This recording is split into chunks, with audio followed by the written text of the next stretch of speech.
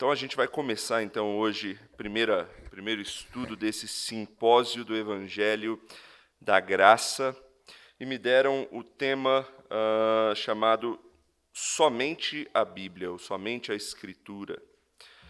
Então a gente vai trabalhar um pouco a respeito desse tema. Eu sei que vocês receberam uma apostila aí, eu sei que tem um versículo principal nela, mas eu queria ler um outro texto antes de eu chegar nesse verso. Eu queria que você abrisse sua Bíblia lá em 2 Timóteo, a segunda carta a Timóteo. Onde que está esse livro? Esse livro está mais para o final da Bíblia, lá mais para o final do Novo Testamento.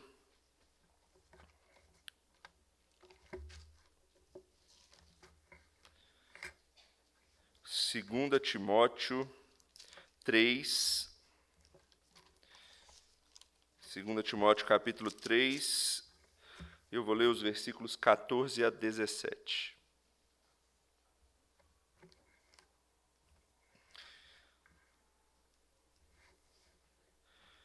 Peço que você se atente à leitura que eu vou fazer desse texto.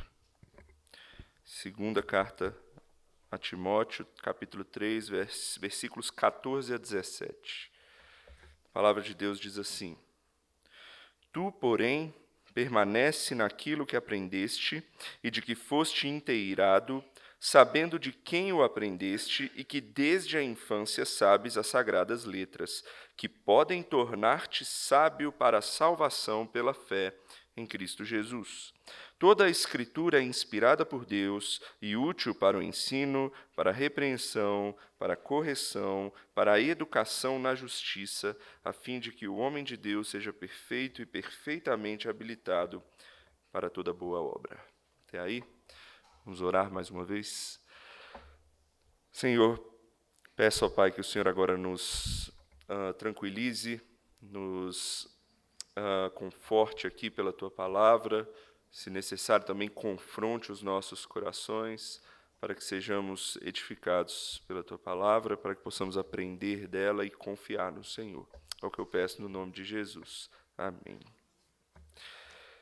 Bom, nosso tema é somente a Escritura. E o que isso tem a ver com o Evangelho da Graça, que é o tema geral do simpósio? Talvez por eu ser o primeiro palestrante, então eu pensei assim, que antes talvez fosse melhor eu explicar essa questão do Evangelho da Graça, para que então a gente possa entender o que tem a ver somente a Escritura com isso. Obviamente isso vai ser tratado nas próximas palestras também a respeito do Evangelho da Graça, mas eu acho que pode ser uma boa ideia começar com o que é mais importante. A questão do Evangelho. Todo mundo ganhou, então, essa apostila. Se você olhar aí na lição 1, eu estou com a minha parte aqui também, na lição 1, depois da introdução, você vai ver que a primeira parte é o significado da Escritura e o valor da palavra anunciada, certo? Mas eu vou tomar a liberdade aqui de mudar apenas a ordem do estudo. E eu vou explicar o porquê. Quando a gente fala de somente a Escritura, ou como é mais conhecido o termo em latim, talvez você já tenha ouvido, ou quem já é de igreja tenha ouvido sola Scriptura, né, somente a Escritura. Eu estou falando o quê? Que somente a Bíblia é a minha autoridade última em todas as questões que pertencem à religião, em todas as questões que envolvem fé. É isso que significa, bem resumidamente, somente a Escritura. Então, perceba, somente a Escritura ele está necessariamente ligado a algo maior do que ele mesmo, que é a fé. Ou então, o objeto da fé, que é o Evangelho. Está aí a ligação entre o tema do simpósio e o tema da palestra. Ou seja, a Bíblia ela é essencial, ela é crucial, mas para se chegar naquilo que é principal, que é o Evangelho. Certo? Por exemplo, ninguém lê a Bíblia e diz assim: a Bíblia é minha autoridade máxima, eu vou obedecer tudo o que ela diz, eu vou aprender o que eu puder aqui aplicar na minha vida. Ninguém diz isso sem crer no Evangelho, certo? Você só diz isso da Bíblia, que somente a Bíblia é a minha autoridade, se você crê no Evangelho. Então, o Evangelho é o principal, é o foco. Então, por esse motivo, eu preferi mudar a ordem do estudo, porque você vai entender e crer no somente a Escritura se você crê no Evangelho da graça que é revelado nessa Escritura. E assim eu faço uma breve introdução geral ao tema do Evangelho da graça, e depois eu entro no meu tema propriamente dito do somente a Escritura. Então, pega a sua apostila aí, vai ser fácil também para quem está na projeção, e vai lá para a parte 3 dela. Vai lá para a parte 3 dela. A parte 3, o ponto 3 chama As Boas Novas do Evangelho de Cristo.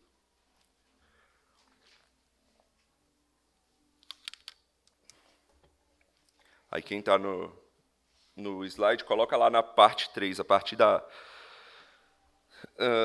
das perguntas lá de Marcos 1:1. Inclusive, começando por aí, a gente começa em Marcos 1. Começa no primeiro versículo desse evangelho.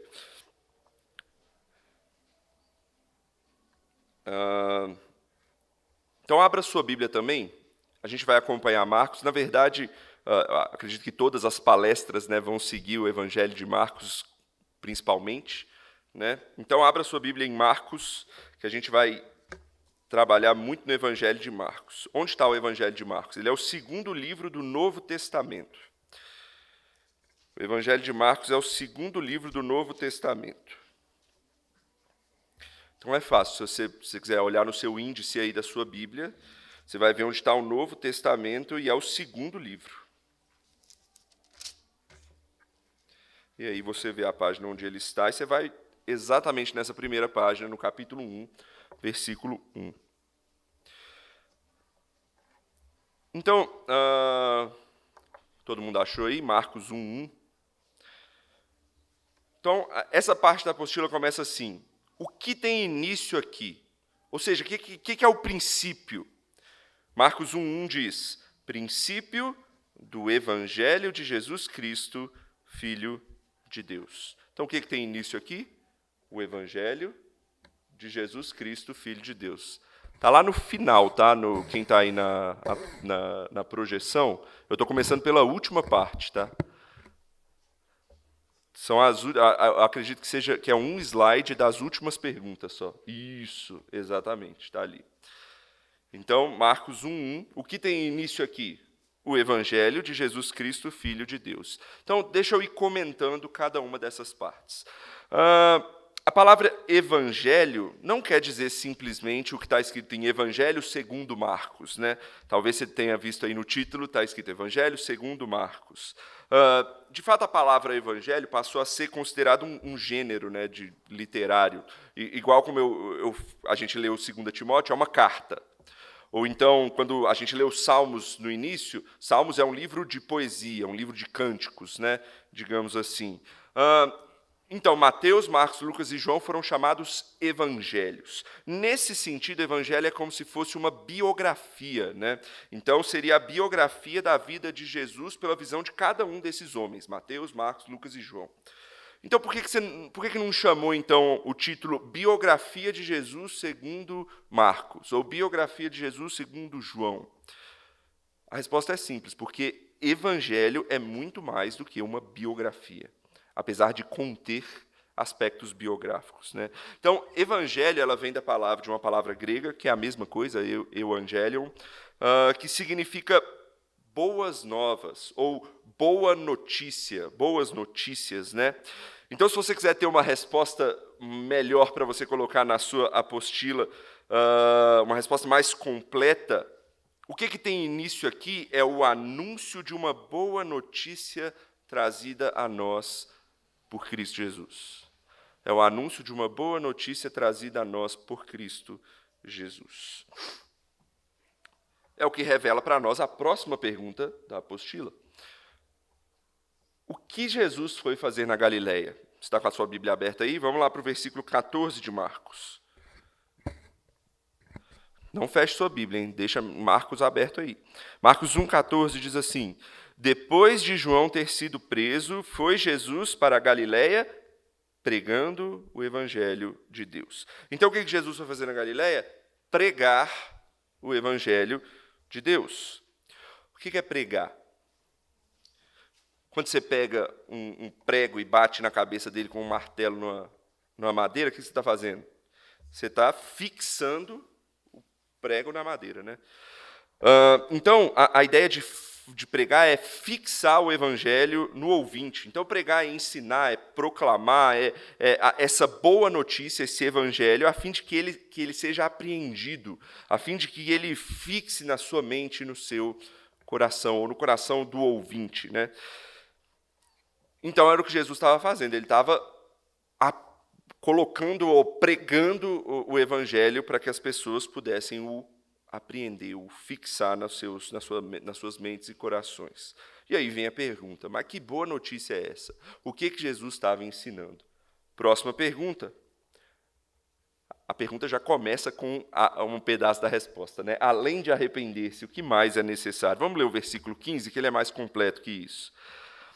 Dizendo: o tempo está cumprido e o reino de Deus está próximo. Arrependei-vos e crede no Evangelho. Então, esse versículo mostra o que Jesus falava ao pregar o Evangelho. Tem algumas coisas importantes nesse versículo, vale a pena comentar.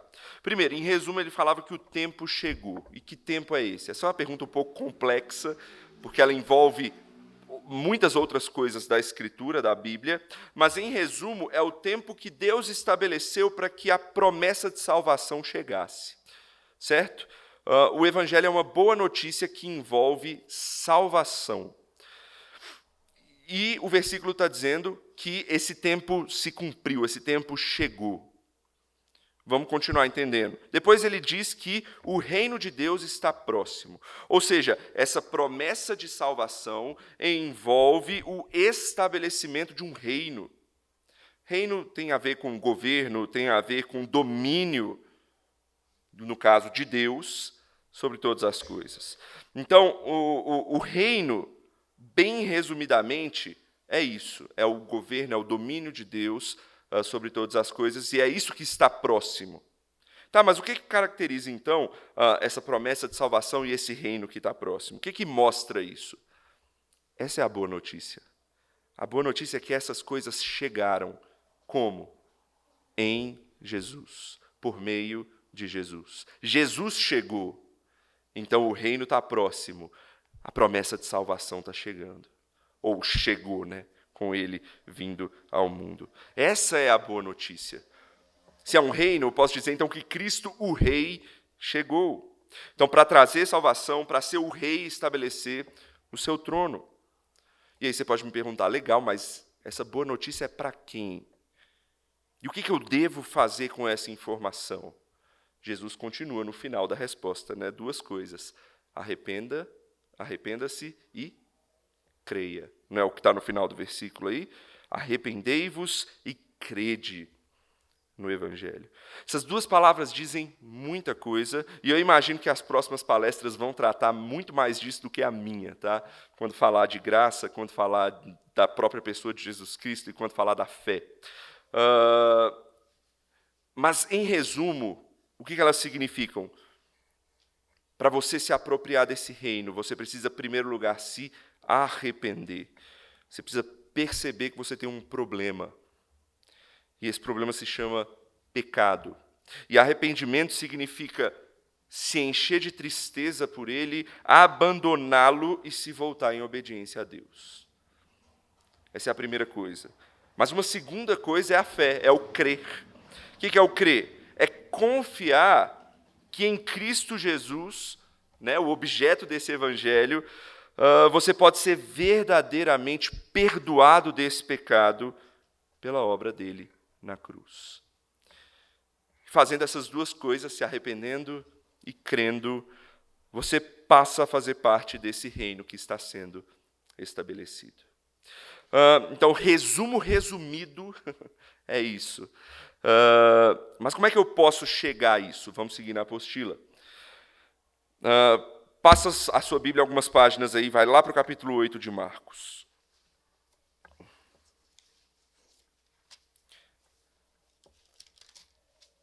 A apostila diz assim: qual causa se pode perder a vida para salvá-la? E eu vou ler o 10, 29 também, vou fazer essas duas perguntas simultâneas. Passa aí mais 2 páginas, chega no 10, versículo 29. Eu vou ler os dois, né? Na verdade, eu não li o 8:35, né? Deixa eu ler o 8:35 primeiro, desculpa. Diz assim: quem quiser, pois, salvar a sua vida, perdê-la-á. E quem perder a vida por causa de mim e do Evangelho, salvá-la-á. Agora vai lá para o 10, 29. 10, 29 diz assim: tornou Jesus, em verdade vos digo que ninguém há que tenha deixado casa, ou irmãos, ou irmãs, ou mãe, ou pai, ou filhos, ou campos, por amor de mim, por amor do Evangelho, que não receba já no presente o cêntuplo de casas, irmãos, irmãs, mães, filhos e campos com perseguições, e no mundo por vir a vida eterna. Agora a gente chegou no âmago, ou na parte principal da mensagem. Está aí a palavra salvação. O texto de Marcos 8 começa assim: se você quiser salvar a sua vida, para entender o que é salvar a vida, eu preciso entender do que eu preciso ser salvo. Eu já comentei rapidamente disso, mas deixa eu falar um pouquinho mais. Em resumo resumido, eu preciso ser salvo da condenação que o pecado traz. Pecar é o quê? Pecar é desobedecer ou desagradar a Deus, o meu Criador, aquele que me fez com os propósitos que Ele estabeleceu para mim. E esse pecado me distancia de Deus. Logo, se eu continuar pecando ou em pecado, eu nunca vou chegar a Deus. Ou seja, eu nunca vou chegar a ter salvação. E a Bíblia diz que sem Deus só há caminhos de morte. E é exatamente por esse motivo que Jesus foi à cruz. Você já deve ter ouvido a história de Jesus sendo morto numa cruz. Por que Jesus precisou morrer numa cruz? Porque o pecado leva à morte. E se o pecado leva à morte e eu peco, esse é o meu destino, é a morte. Mas Cristo morre na cruz para fazer o quê? Para pagar o preço dos pecados de todos aqueles que nele creem. Então, se você crê em Jesus, você é perdoado e com isso pode ser reconciliado com Deus. Aí agora todas as coisas se fecham, né? Se o pecado nos distancia de Deus, com Jesus então pagando o preço na cruz do Calvário, nós somos reconciliados com Deus. Inclusive, esse é o significado da palavra religião, né? É religar, é reconciliar, né? Então, essas duas perguntas ali, da letra D e letra E, desses textos bíblicos que a gente acabou de ler, nos ensinam que para a minha vida ser salva, eu preciso de deixar tudo para trás, inclusive a minha própria vida, para ganhar uma nova vida de reconciliação com Deus. Ou seja, eu preciso deixar a minha vida longe de Deus em pecado, para que então eu receba uma nova vida agora junto a Deus, por meio de Cristo Jesus. É isso que Ele possibilitou a nós morrendo naquela cruz. Em outras palavras, se eu não abandonar a minha vida de pecado e crer em Jesus, eu estarei condenado. Mas se eu me arrepender e deixar tudo para trás, pela fé em Jesus, eu serei salvo. Essa é a boa notícia do Evangelho. Esse é o Evangelho da graça. É isso que você tem que ouvir aqui nesse simpósio, o simpósio do Evangelho da graça. É a boa notícia de que há salvação em Cristo Jesus. De que basta vir a Ele, se arrepender dos seus pecados, crer na sua obra redentora, que há salvação. E o que a gente faz com essa notícia? São as últimas 3 perguntas ali, né? Vamos seguir um pouquinho, que elas falam, a resposta delas é a mesma, né? Marcos 13, 10, passa aí um pouquinho na sua Bíblia.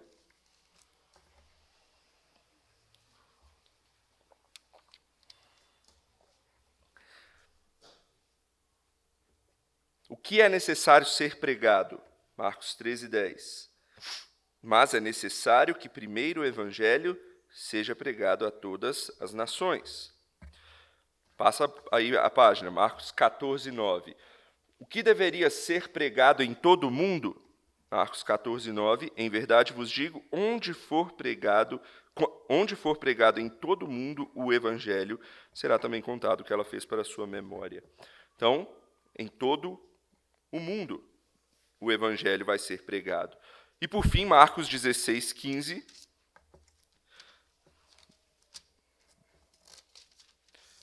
O que se deve fazer em todo o mundo? E disse-lhes, ide por todo o mundo e pregai o evangelho a toda criatura. Em resumo, temos aqui, então, o que é o evangelho da graça, e isso é crucial que você saia daqui sabendo. Essa é a primeira pergunta base da palestra e da sua vida.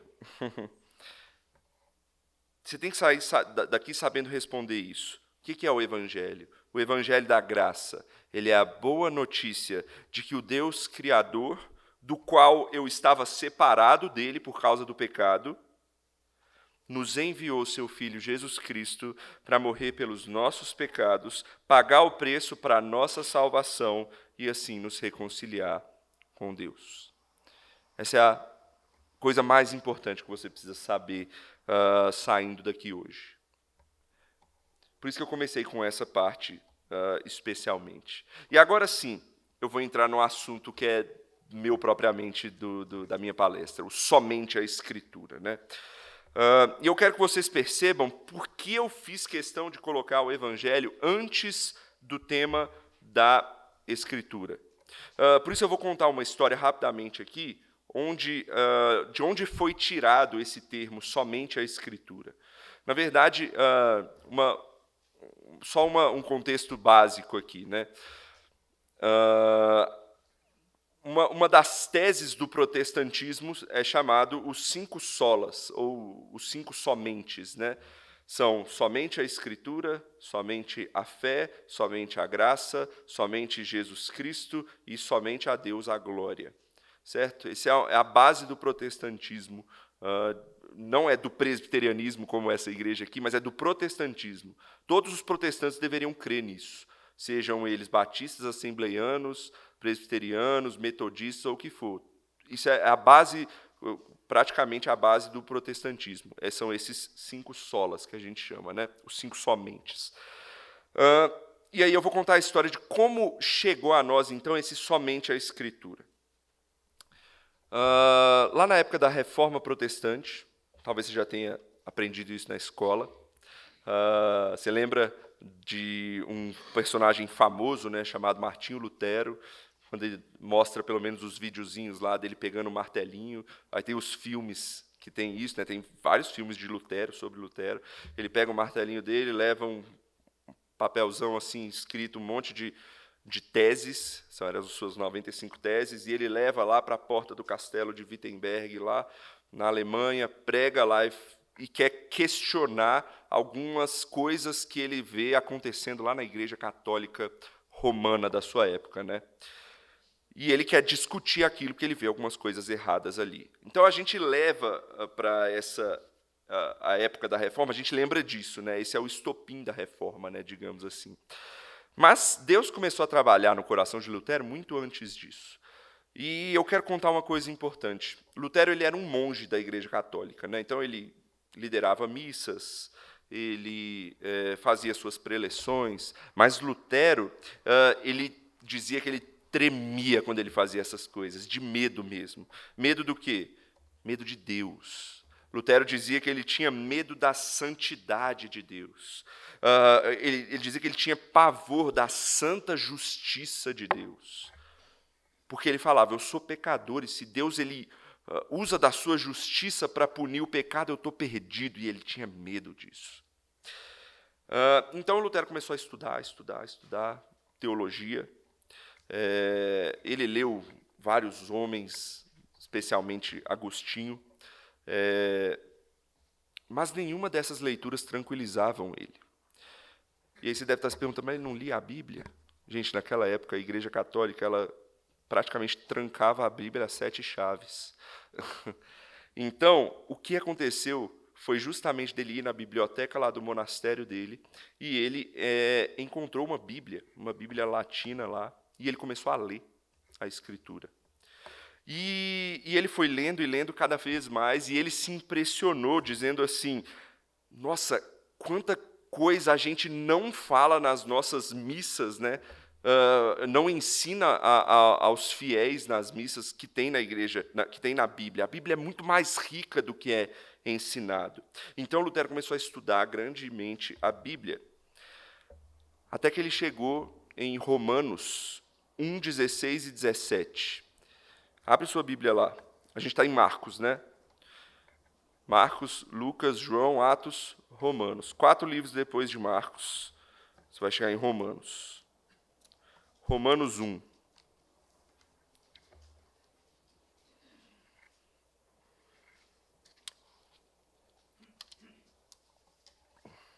Romanos 1. Versículos 16 e 17. Diz assim: pois não me envergonho do Evangelho, porque é o poder de Deus para a salvação de todo aquele que crê, primeiro do judeu e também do grego, visto que a justiça de Deus se revela no Evangelho, de fé em fé, como está escrito, o justo viverá por fé. Lutero diz que quando ele lia esse versículo, ele odiava esse versículo, porque fala da justiça de Deus, e ele tinha medo da justiça de Deus. Foi então que Deus abriu o coração dele para que ele entendesse o texto. A justiça de Deus, para Lutero, era intransponível porque ele era pecador, e ele só vislumbrava castigo nisso. Mas quando ele finalmente entendeu que o justo vive por fé, ou seja, que Deus nos justifica pela fé em Cristo Jesus, ele se tranquilizou. Porque ele entendeu que esse castigo já foi aplicado, não nele, mas em Cristo por ele. Então ele ficou tranquilo. Ele falou, os meus pecados já estão pagos em Jesus por mim. Esse é o âmago do Evangelho, tá? E eu não vou mais entrar tanto nessa história, porque é daí que vem o somente a fé, tá? Que é um dos somentes, que deve ser tratado talvez uma das palestras. E foi a partir daí que Deus foi moldando o coração de Lutero, porque ele creu no Evangelho. Então ele afixou as 95 teses e a reforma começou e tudo mais. E aí você deve estar se perguntando, tá, mas cadê o somente a Escritura aí, né? Bom, Lutero começou a ser perseguido pela Igreja Católica Romana, e ele foi intimado a negar os seus questionamentos, né? A negar e se submeter à autoridade da Igreja, do Papa da sua época e tudo mais. E aí eles convocam Lutero para que ele negasse tudo que ele estava falando. E aí acontece, então, um dos mais conhecidos discursos de Lutero, e eu quero falar a parte importante, que é onde ele cita somente a Escritura. E ele diz diante dos que esperam que ele negasse, que ele se retratasse à igreja, ele diz para eles assim, diante deles, podemos confiar incondicionalmente somente na palavra de Deus, e não nos ensinos dos nossos pais, porque os mestres da igreja podem errar e têm errado. A Escritura não, ela nunca erra. Portanto, somente ela tem autoridade incondicional. A autoridade dos teólogos da igreja é condicionada a ela. Sem a autoridade das palavras da Escritura, ninguém pode estabelecer declarações firmes dentro da igreja. E aí ele finaliza, dessa forma, os concílios e os papas têm errado. E provem-me, então, que eu estou errando por meio das Escrituras. De outra sorte, eu não posso e nem quero me retratar, porque não é bom agir contra a consciência.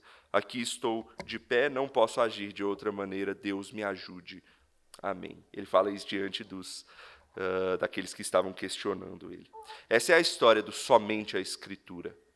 Né? Lutero diz claramente que a autoridade máxima é a Escritura somente.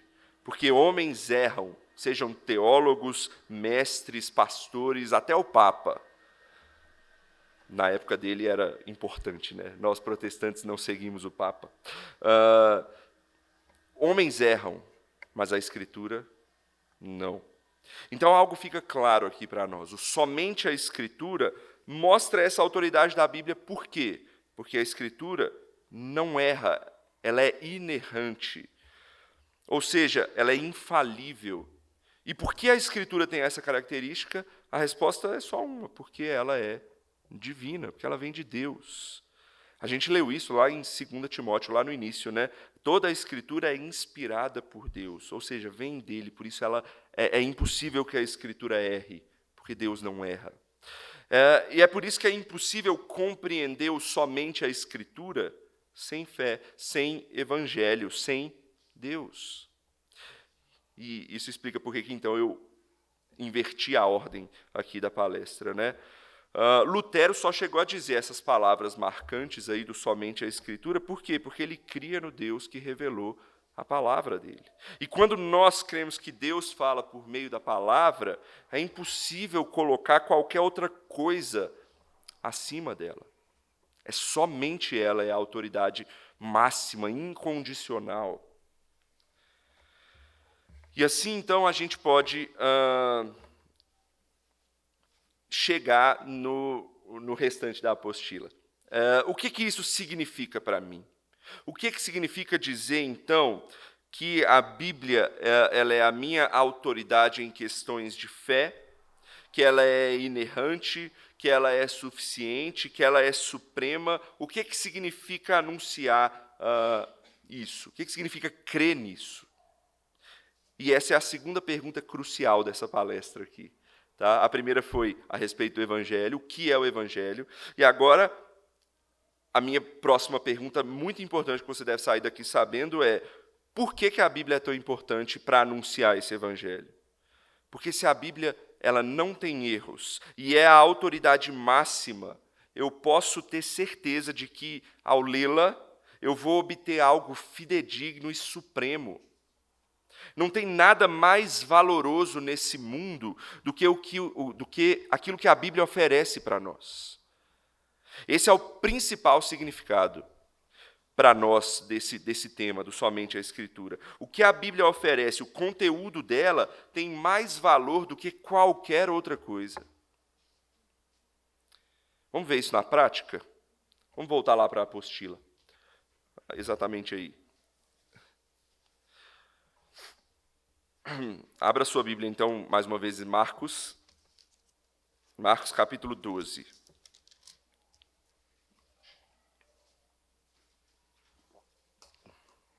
Marcos capítulo 12.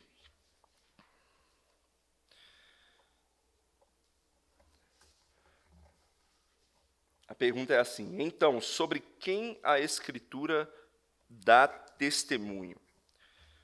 Marcos 12, 10 e 11 diz assim: ainda não lestes esta Escritura? A pedra que os construtores rejeitaram, essa veio a ser a principal pedra angular. Isto procede do Senhor e é maravilhoso aos nossos olhos. Quem que é essa pedra que ela anuncia aí? Essa pedra é o próprio Cristo, o Filho de Deus. Então a resposta é uma palavra aí, né? Sobre quem a Escritura dá testemunho? Sobre Jesus, sobre a pedra angular, né? Vamos explicar o que é essa pedra angular, né? É importante isso. Se alguém que já mexeu com construção, alguma coisa assim, sempre tem, nessa construção, tem essa pedra angular, que a parte mais fundamental da construção. É a base de tudo. Esse é Jesus Cristo. Para o Evangelho, para a nossa vida, para a Palavra de Deus, especialmente aqui para a Palavra de Deus, né? As Escrituras, então, que elas ensinam é a pessoa de Jesus Cristo e aquilo que ele fez e continua a fazer. A Bíblia, então, ela ensina a boa notícia que a gente já viu. Esse é o testemunho principal da Escritura. Mas a Bíblia não nos conta apenas uma história. Tá? A Bíblia é muito mais do que só uma história. A Bíblia ela nos dá diretrizes, a Bíblia nos dá ou nos ensina uma forma de viver. Ela nos dá mandamentos, ela nos dá princípios, ela nos mostra quais são as virtudes, ela nos mostra o que devemos e o que não devemos fazer. E Cristo, ele nos dá testemunho disso, porque ele cumpriu tudo isso. Não é à toa que a Bíblia nos chama não somente a crer em Jesus, mas a segui-lo e imitá-lo.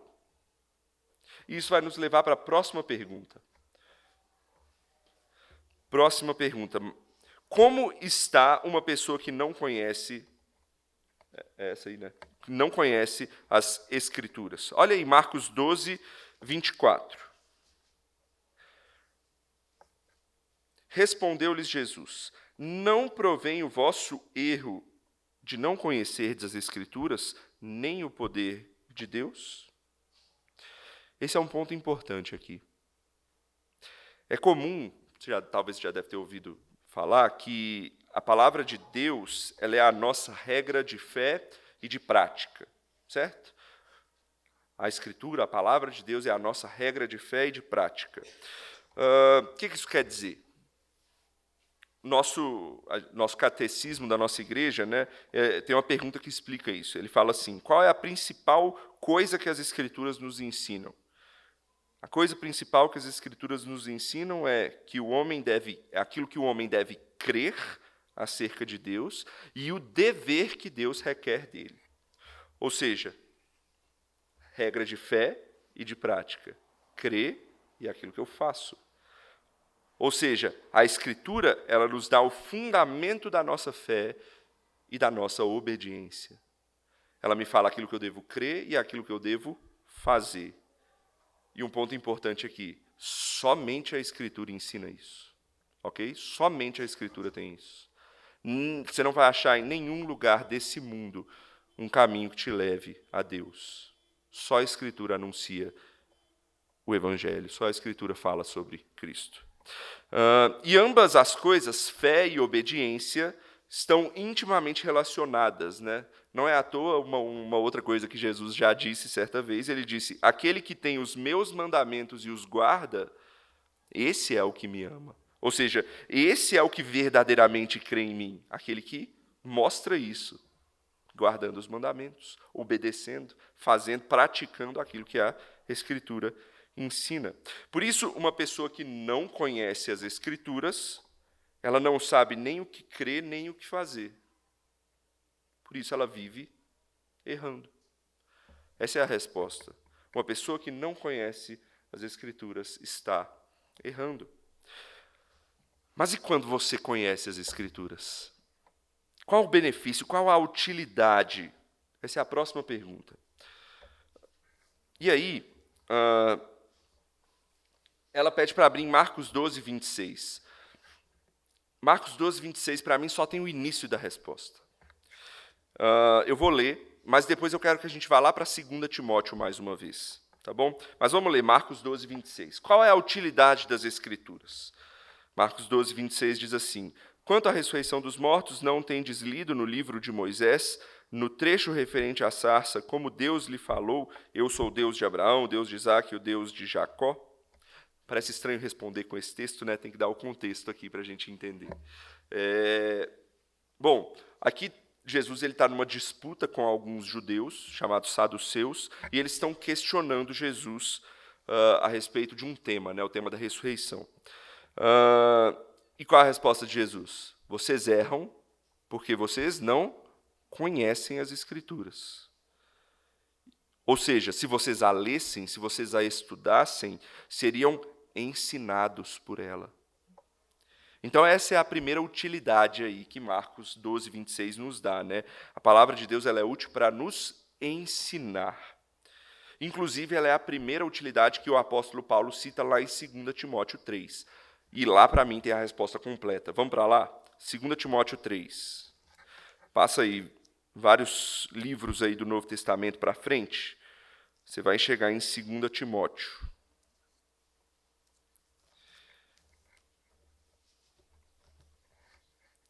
Certamente, um dos textos mais importantes para falar sobre a própria Bíblia é 2 Timóteo 3.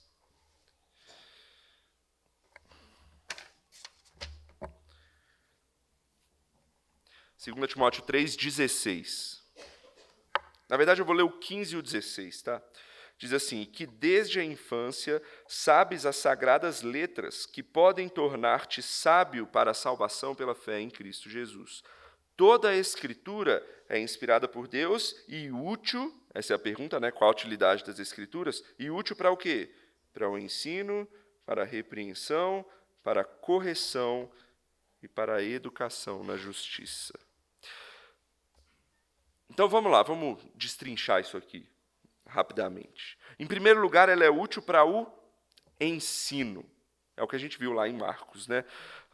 Isso significa que é a Bíblia que nos doutrina, é a Bíblia que nos mostra o caminho que a gente deve seguir, é a Bíblia que nos mostra como a gente deve andar, é a Bíblia que nos mostra como a gente deve viver a vida que Deus requer para nós, como a gente deve enxergar e entender esse mundo. É a Bíblia que nos mostra a verdade.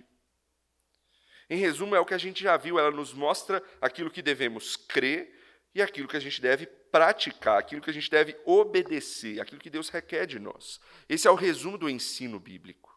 Você quer saber como Deus requer que você ande nesse mundo? Leia a Bíblia, é ela que vai te ensinar isso. É ela que vai te ensinar aquilo que você deve crer. O que você deve crer? O que os crentes falam tanto sobre crer? Ter fé. Fé em quê? É a Bíblia que vai te ensinar. Igual você aprende qualquer coisa aí no que você vai trabalhar, você busca, sei lá, às vezes um livro, às vezes você vai na internet, vai lá no Google e fala como fazer tal coisa, vai no YouTube, como fazer tal coisa. É a Bíblia que vai te dar essa resposta nas questões de fé e religião. É ela que vai te ensinar. Ela é o ponto base e fundamental.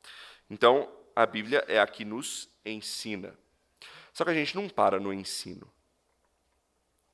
Segunda coisa que ela fala, que o versículo fala, depois do ensino, ela é útil para a repreensão. A ideia aqui é mostrar o nosso erro.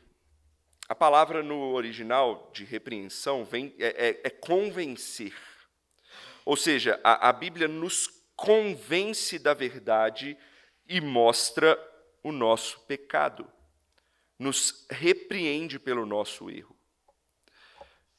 Vai ficar mais claro na próxima utilidade dela, que eu vou explicar as duas juntas. Depois da repreensão, ela é útil para também a correção.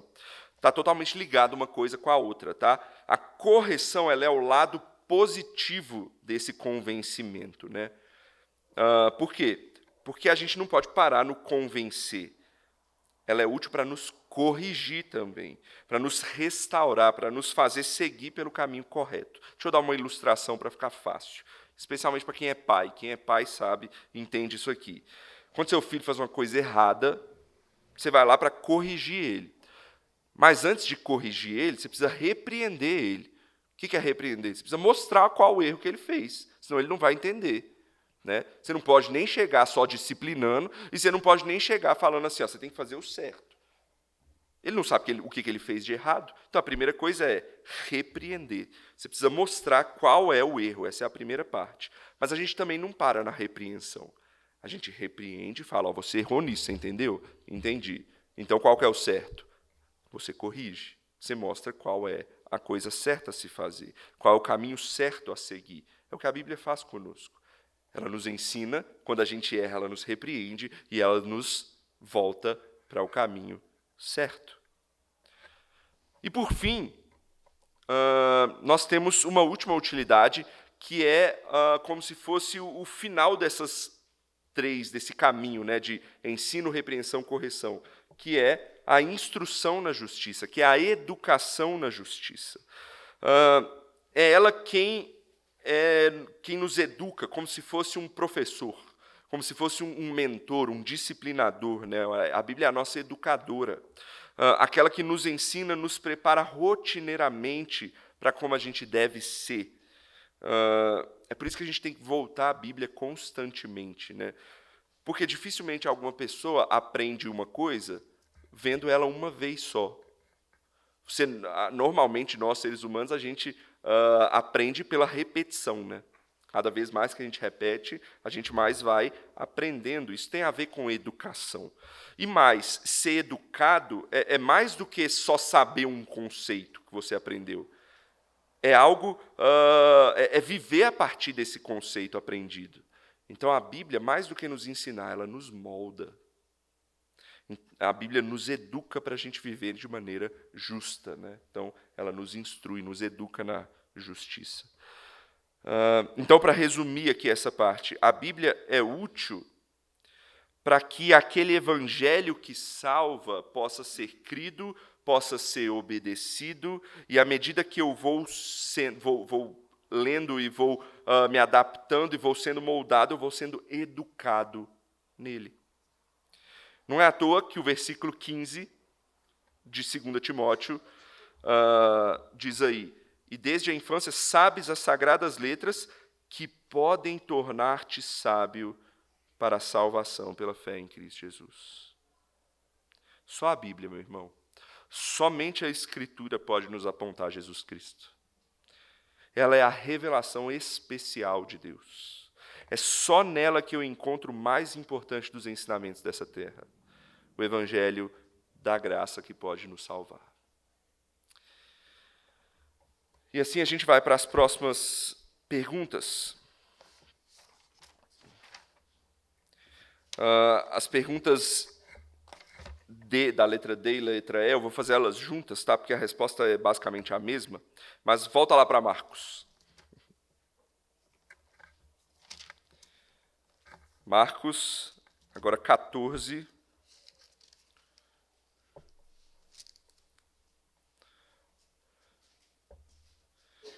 Marcos 14, 49.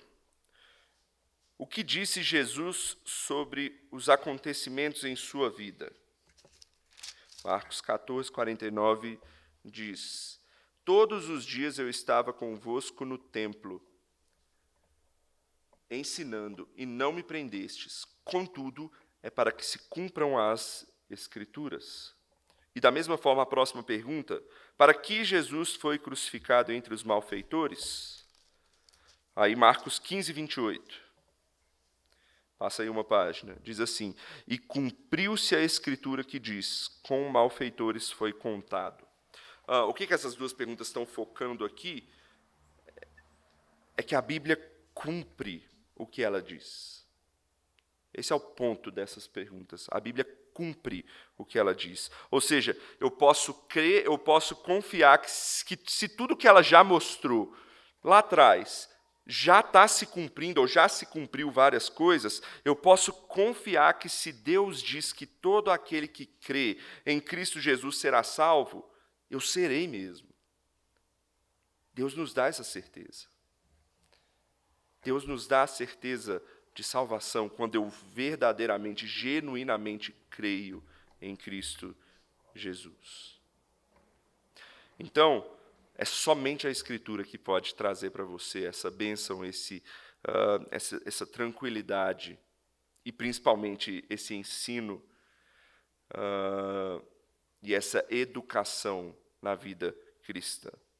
E aí eu sigo para a minha última parte aqui da apostila, né? Qual é o meu dever diante das Escrituras? Entendendo a utilidade e o significado das Escrituras, resta essa última pergunta, onde eu vou encerrar aqui, né? Qual é o meu dever diante da palavra? Agora que eu sei que a Bíblia é a autoridade máxima, é inerrante, é suficiente, é a palavra que me ensina, repreende, corrige e educa, qual atitude eu devo ter diante dela daqui para frente? Vamos aprender isso olhando um último texto, que é o último texto que a apostila vai focar aí, que também está lá em Marcos, só que lá em Marcos capítulo 4.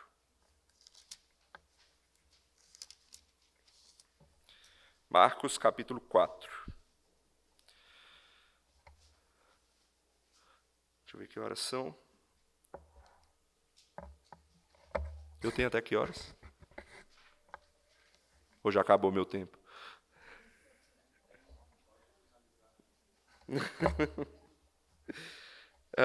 Então, vamos ler essa parábola aqui. Eu vou ler a parábola do semeador. Está lá em Marcos 4, de 1 a 20. Escuta aí com atenção, todo mundo abriu, Marcos capítulo 4. Diz assim: Voltou Jesus a ensinar à beira-mar e reuniu-se numerosa multidão a ele, de modo que entrou num barco, onde se assentou, afastando-se da praia. E todo o povo estava à beira-mar na praia. Assim lhes ensinava muitas coisas por parábolas no decorrer do seu doutrinamento. Ouvi. Eis que saiu o semeador a semear. E ao semear, uma parte caiu à beira do caminho, e vieram as aves e a comeram. Outra caiu em solo rochoso, onde a terra era pouca, e logo nasceu, visto não ser profunda a terra. Saindo, porém, o sol a queimou, e porque não tinha raiz, secou-se. Outra parte caiu entre os espinhos, e os espinhos cresceram e a sufocaram, e não deu fruto. Outra, enfim, caiu em boa terra, e deu fruto, que vingou e cresceu, produzindo a 30, a 60 e a 100 por um. E acrescentou: quem tem ouvidos para ouvir, ouça. Quando Jesus ficou só, os que estavam junto dele com os 12 o interrogaram a respeito das parábolas.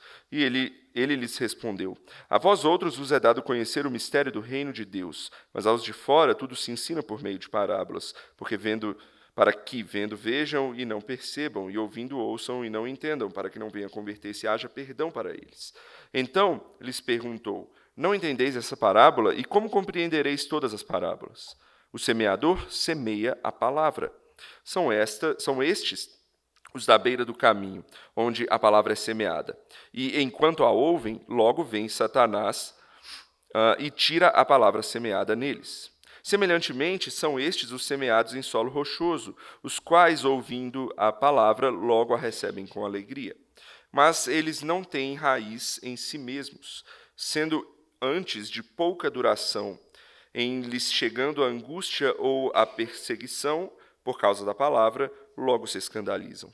Os outros, os semeados entre os espinhos, são os que ouvem a palavra, mas os cuidados do mundo, a fascinação da riqueza e as demais ambições concorrendo sufocam a palavra, ficando ela infrutífera. Os que foram semeados em boa terra são aqueles que ouvem a palavra e a recebem, frutificando a 30, a 60 e a 100 por um. Então vamos lá, para a gente finalizar. Quem é o semeador desta parábola? Bom, o semeador por excelência é o próprio Cristo Jesus, né? O evangelho contido na palavra dele, é por meio dele que nos é oferecido, né? Ele é quem veio ensiná-lo, ou, para usar o termo da parábola, ele é quem veio semeá-lo, né? Então, ele é o semeador por excelência. Entretanto, quando Cristo subiu aos céus, né, depois da sua morte, da sua ressurreição, ele subiu aos céus, ele deu um dever aos seus discípulos. E todo aquele que crê em Jesus é um discípulo. Então, aqueles que são crentes se tornam também semeadores. O dever que ele deixou foi: discipule, pregue o evangelho, né? Semeie também. Então, esse também é o nosso dever agora, né? Semear a palavra de Cristo, semear o evangelho, a fim de que mais e mais pessoas possam chegar à salvação pela fé em Cristo Jesus. Mas esse texto ele também vai gerar uma reflexão sobre como se recebe essa palavra, sobre como se recebe essa semente. Ela é uma reflexão para quem não é crente, mas também é muito útil para quem já é cristão. Como é que a gente recebe essa palavra? Como é que você tem recebido aquilo que você tem escutado a respeito da palavra de Deus? Você tem se atentado ao dever que a gente aprendeu aqui de aprender dela, de aceitar as repreensões dela, as correções dela, de ser educado por ela? Os exemplos dados por Jesus na parábola vão ser muito úteis para nós, né? Próxima pergunta, então. O que representam as aves, né? O que representa, então, a semente que caiu à beira do caminho, que as aves comeram, né? O primeiro exemplo, então, é dessas aves que comem as sementes à beira do caminho. Jesus responde lá no versículo 15, Marcos 4, 15. São estes os da beira do caminho, onde a palavra é semeada, e enquanto a ouvem, logo vem Satanás e tira a palavra semeada neles. Então, as aves representam Satanás, que vem e retira a palavra semeada nos ouvintes. O que Jesus está querendo dizer com isso? Primeira coisa, Jesus aqui ele não está falando: ó, que peninha de você, A culpa é toda de Satanás. Foi ele que foi lá e tirou de você. Que pena. Não é isso que Jesus está dizendo. Se a palavra semeada foi tirada por Satanás, é porque aquele de quem ela foi tirada deu brecha para que ele agisse. Esse é um ponto importante. Então, a reflexão para nós aqui é, será que a gente tem dado valor à palavra que a gente tem ouvido? Ou a gente tem deixado ela esquecida na beira do caminho? À sorte de quem quiser levar. Tal como os pássaros, Satanás só pode tomar de você caso você não dê o valor e a proteção devidos a ela. Então, a primeira ilustração de Jesus é para que a gente dê valor à palavra que nós escutamos, ao evangelho que a gente escuta na palavra de Deus. Segundo, o que representa o solo rochoso? Versos 16 e 17. Semelhantemente, são estes os semeados em solo rochoso, os quais, ouvindo a palavra, logo a recebem com alegria, mas eles não têm raiz em si mesmos, sendo antes de pouca duração, em lhes chegando a angústia ou a perseguição por causa da palavra, logo se escandalizam. Então, Jesus diz duas coisas aqui. Primeiro, os do solo rochoso, eles recebem com alegria, a princípio. Eles escutam e falam, uau, que mensagem legal. Só que Jesus ele associa a questão de não ter raiz, de ela se secar, com a angústia e a perseguição. Ou seja, indica que na primeira dificuldade, a pessoa já deixa essa palavra de lado. Na primeira coisa difícil que aparece na vida dela, a pessoa, não, isso aqui não é para mim, não, deixa para lá. Esses são aqueles que desejam as coisas boas do Evangelho, a salvação, o céu, o amor de Deus, eles escutam isso e falam, uau, isso é bom, eu quero isso. Mas eles não aguentam as dificuldades que isso acarreta. Não aguentam passar pelas aflições que isso gera. Jesus, certa vez, ensinou, quem não tomar a sua cruz e me seguir, não é comigo, não me segue, não é meu discípulo. Então, esses são aqueles que desejam as coisas boas do Evangelho, que querem as bênçãos, mas não querem depender de Deus. Querem as coisas boas, mas sem precisar abrir mão de nada. Querem o que Deus pode oferecer, mas querem continuar sendo os próprios deuses da sua vida. Se você não se entregar a Jesus totalmente em fé e dependência nele, a palavra nunca vai criar raiz.